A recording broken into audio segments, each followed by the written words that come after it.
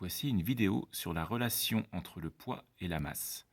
Nous disposons d'un dynamomètre suspendu à une potence avec une masse de 2 kg pour caler le tout. Et nous posons de masses marquées de 100, 200 grammes, 500 grammes et même une petite masse de 50 grammes. Le dynamomètre indique 0 newton. C'est normal, aucune force n'est exercée sur le crochet.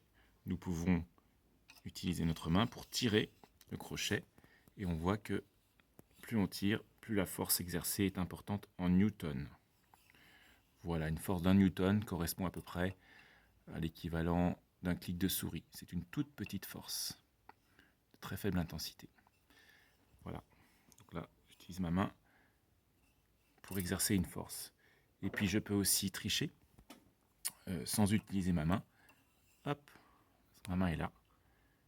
Mon autre main tient le téléphone et il y a malgré tout une force sur le dynamomètre de quelques newtons. Oh, miracle! Cette force est exercée non pas par la main cette fois-ci, mais par une masse.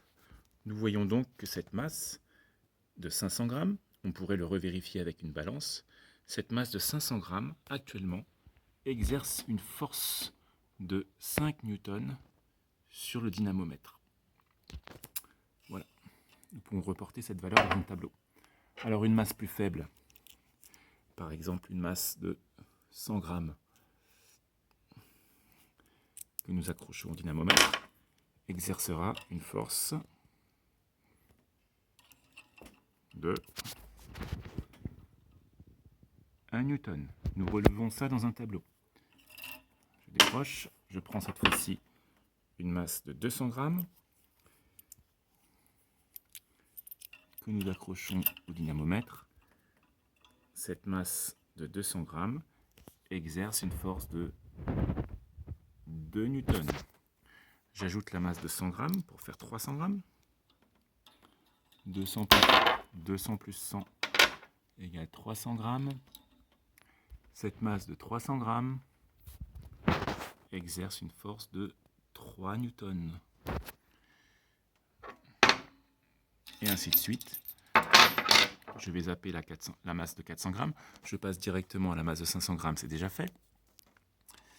C'était 5 newtons, je revérifie. 500 grammes exerce une force de 5 newtons.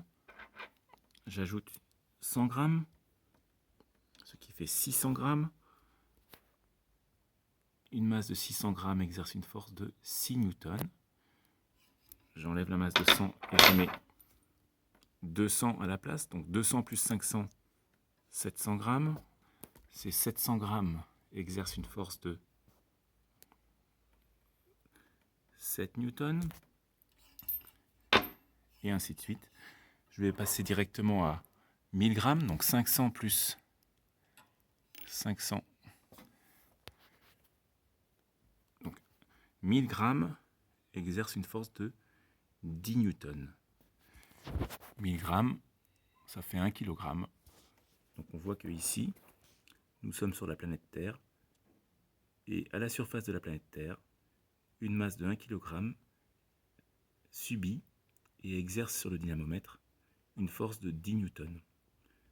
On pourrait continuer en plaçant 2 kg, il y aurait 20 newtons de force. Donc le poids serait de 20 newtons pour une masse de 2 kg, et ainsi de suite.